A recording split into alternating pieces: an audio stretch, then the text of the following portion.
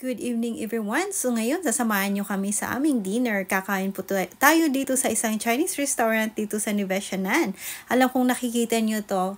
For me, it's my first time. Although nakita ko na siya matagal. Pero first time ko pong kumain dito after renovation from the first restaurant nila dito sa kabila din, still in Nueva Ecija. So our first serve is the dumpling. So titikman ko. Ako mauuna. And yes, gusto ko siya. At of course, with the sauce na chili paste and some sauce na hindi ko na paano explain yon. Magaling lang po akong kumain. At pasado sa panlasa ko. Iyan. Inulit ko pa. Sarap kasi. Habang inaantay po namin niya yung order namin, ang order actually namin is beef noodles. Tama? Beef noodles. Ayun. And actually, it's supposed to be soup. Kaya lang ang dumating ay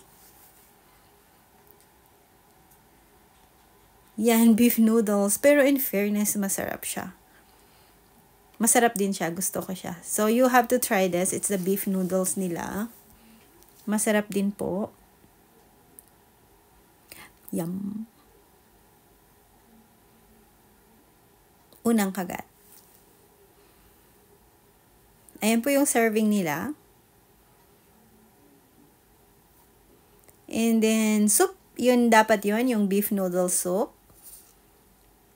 So, tinimplahan lang siya ni Goldie ng chili paste din. At saka, sasabihin ko ang sikreto niya. Lagi mahilig po siyang maglagay ng vinegar. And then, siupaw. Hindi pa kami nabusog. So, gusto ko lang din itry.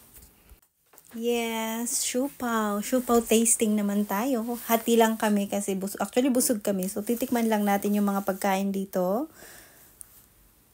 Ang siupaw na na-order namin is pork.